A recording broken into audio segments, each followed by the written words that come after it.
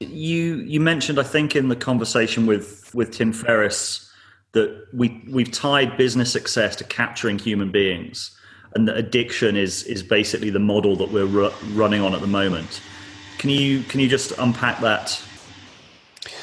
Yeah, I mean, you know, an addicted user spends more attention on a product than a non-addicted user. And so much like what happened, there's a great book called Salt, Sugar, Fat about, the food industry. And they talk about stomach share. It's the same thing. I've got a finite rivalrous race for the finite amount of hunger that someone's going to have in their life. Well, how do I, get more profits? I need to grow the base of people buying the food that I'm creating. Well, I need to turn people into wanting more food than they actually have room for in their stomachs. I need to double the size of the stomach share economy. You do that by, introducing diabetes and giving people artificial, salt, sugar, fat type things that increase their need for more food without actually really needing it on an underlying basis. And if they're going to use this combination of salt and sugar, and I'm not using that combination of salt and sugar, I'm going to lose. There's a very concrete example of this where I think it was with like Cheez-Its and some of the other products, they tried adding more salts. And when they, obviously people bought more of it. When a CEO came in to, I think it was General Mills Foods in 2004, I think her name was Betsy something. And she said, I'm going to put caps on the amount of salt, sugar, and fat that we're actually adding to our products. We have to actually put limits on this because I see that we're causing diabetes. And they did that, and then within a quarter later, their revenue started to drop a little bit, and they're on the call with investors in Wall Street, and they said, "Why is your revenue dropping?" And they talk about the caps on the foods, and they kick out the CEO. They remove the limits on salt, sugar, fat, and get back to business as usual. It's the same thing here with Facebook. They depend on attention, and if they don't get it, their view is, well, Netflix or YouTube is going to come sweeping in for that attention if we don't do it ourselves, and we think we're going to do a good job managing it anyway. So we have to use the addiction, the shiny, blingy red dots versus the white dots. We have to have the auto playing videos instead of waiting for you to hit play. We have to, add the triple, ellipsis dotted thing saying someone's typing a comment so that you're stayed more, you're waiting to see what the comment's going to be. These are all tricks to keep your attention. And if they don't do those things, if I start pulling back from that race, I'm just going to get outcompeted by the guys who do it. In this case, that might be a Chinese company like TikTok. So it actually becomes a geopolitical contest for, it's not just if I don't do it, the other guy will. If I don't do it, maybe China will. And the future of the internet is going to become, the China TikTok internet. So we have this problem of, the game of power. And when the game of power is happening in the psychological domain, that game of power is happening over a substrate of human attention. And in that world, addiction is going to be more profitable than a non-addiction based product. How do you solve a problem like that? You have either regulation or an Apple or Google who are actually the invisible regulators of the attention economy, since all of this is taking place within either a Mac OS or an iOS on a phone or an Android OS on an Android phone. And they could sort of set rules and limits saying, hey, we actually don't allow these kinds of bad practices. They can actually act as top-down regulators. And that's where you saw, a couple of years ago, them adopting time well spent, which was some of the frameworks that we had laid out. It's a very minimal adoption of some of the much more expressive and long-term protopian kind of ideas of what an economy would look like, where technology is competing to help us spend our time well instead of competing for capturing our attention. But the minimal thing that they've got there is things like limits on how much screen time they have and showing you how many times you picked up your phone and the charts and graphs and all that stuff. So that's an example of things moving slightly in the right direction. But we really need not just in the race to the bottom to bring up the bottom so you can't compete that low. We need to change what we're competing for, which is very much like with our system of markets. We don't want to be competing just for extraction and demand and profits. We want to be competing for social outcomes, things that make our society better, that reify soulfulness and conviviality and the kinds of things that make life worth living. And that's where technology is actually wrong at a deeper level. Yeah, and I've heard you express attention as sacred before, and I think it was again in the Tim Ferriss podcast where I was listening to you comparing your meditation background, talking about your meditation background, and Tim was talking about it as well.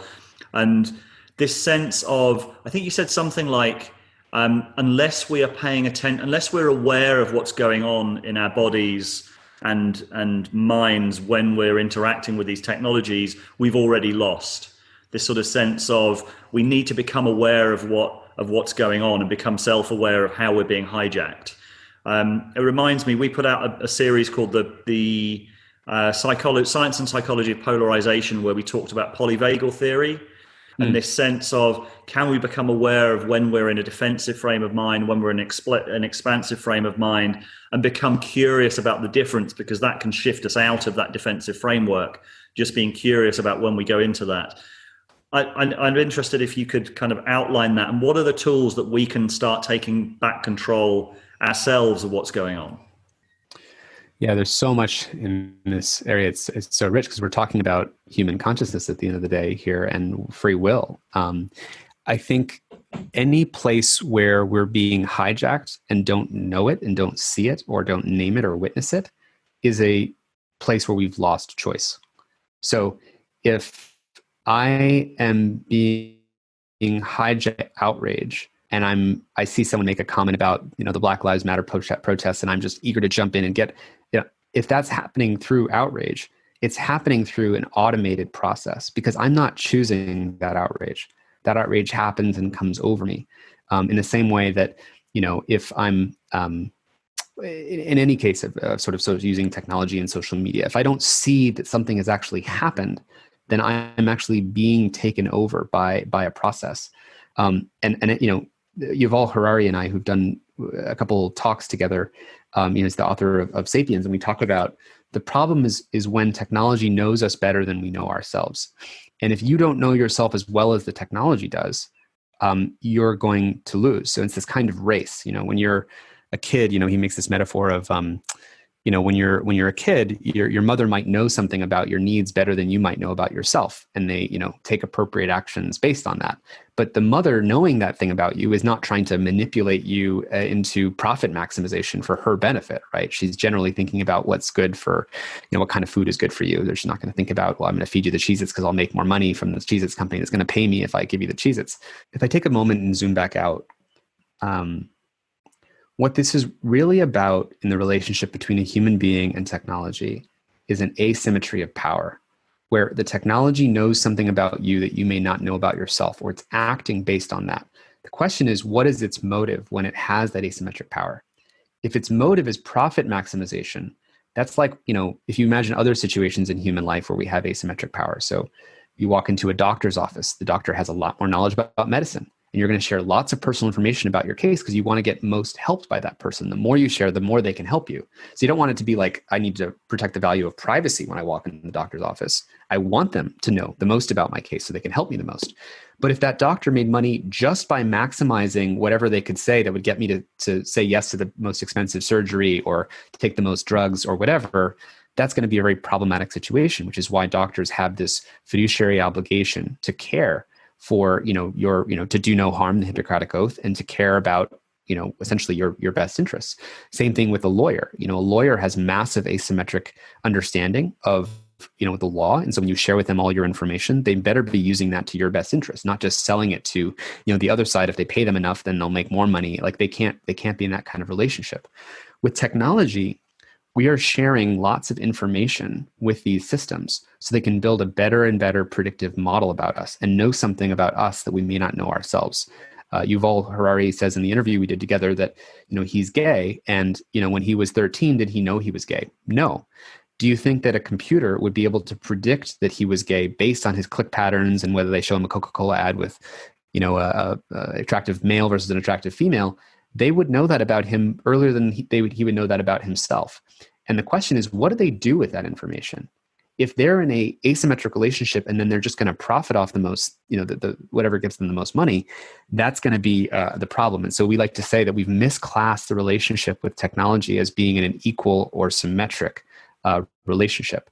We've pretended, like a magician does, that I'm just saying to you, hey, pick a card, any card, meaning this is a deck, I'm a person, you're a person, I'm just giving you a neutral choice here to pick whatever you want. It appears like, it's masquerading as a symmetric or equal a choice-making environment. When in fact, in this case, the magician actually has all this information based on their knowledge of psychology of exactly what they're going to get you to do to pick the thing they want. The same thing is true of technology. It makes the illusion that it's just a mirror being held up to society, saying, hey, you picked your friends, you picked the links you clicked on. So if you're getting white nationalists coming out the other end and killing people, that's just reflection of your own society. But they've actually stacked the deck upstream where they know the kinds of things that will get you to keep clicking. So the issue is that we don't have a a caring or fiduciary relationship with technology, and that's what we need. I've sometimes used the metaphor that using Facebook is like walking into a confession booth with a priest, except the priest is listening to 2 billion people's confessions, and not just the stuff you share consciously, but the invisible stuff that you don't know that you're sharing through your eye movements and your micro expressions and things like that. And they have a supercomputer next to them that's calculating based on all the confessions that anyone's ever made when they walked into the confession booth, what confession you're about to make before you know you're going to make it. And then they use all that information not to help you the most, but to actually sell it to advertisers. And like, how screwed up would that be? This metaphor tends to work better in Europe, where there's lots of churches around. How screwed up would it be to have that amount of asymmetric information be used for private interest?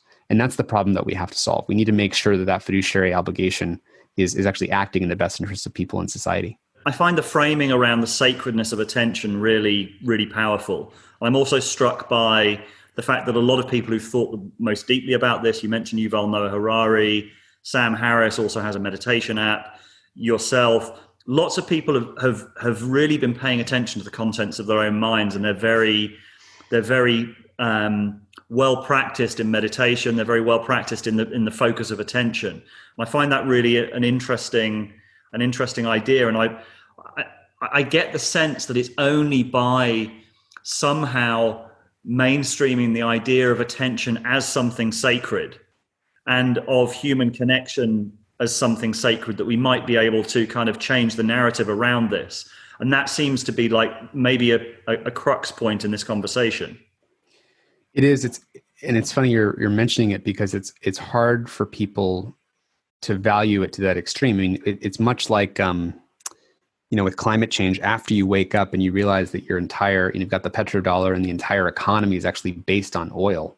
Our entire economy is hooked up to the extraction and the manipulation of human attention. So if we were ever to reclassify it as sacred and not something that we extract, not something that we commodify, not something that we treat as dead slabs of, manipulational potential, which is kind of where we're at right now, that means reversing out of a whole bunch of GDP that is based on that manipulation of attention. I forgot the exact numbers on how big advertising is as a part of the GDP, but it's enormous. Surveillance capitalism, which is the theme that's undergirding everything we've been talking about, the greater and greater prediction of human behavior based on the manipulation of these subtle characteristics and creating slight changes to your behavior, your minds, your biases and beliefs. That economy is where a lot of the growth in the stock market has come from. So that doesn't change the fact that attention is sacred, because it's the foundation of choice. If you are not aware or can slow down to see and gain, I think Jordan Hall calls this like simulated thinking versus non-simulated thinking. Most of us, including what I was doing just a couple minutes ago, is repeating certain things that are phrases and scripted lines that are powerful ways to explain a thought. I'm aware that I'm doing that, but if we really need to make new choices and put new choices on life's menu, then we need to be able to have a basis of attention, a basis of consciousness that allows us to do something different or new, to think something new that we weren't thinking before. And we have a system right now with social media that broadly narrows the space of human sense-making and choice by reinforcing the old biases. Yes, those other people on the other side are still wrong. Yes, those people over there still don't like me, or I still need that attention from them. We're narrowing the human experience. And the big question we're going to have is, can we go back and treat this as something sacred? And I think of it like the birth of the EPA and the Environmental Protection Agency, the birth of the National Park Service, in the US. Can we have a attention protection agency? Andrew Yang, in his presidential platform, actually called for a department of the attention economy, and even at the time mentioned me by name as running something like that to get into a conversation about how do we treat attention, especially of younger people, the young youthful parts of the attention economy that are the future generations whose sense making needs to be grounded and informed and powerful for the future of national security and national competitiveness. We need to protect attention and treat it as sacred, and that's part of the work that we're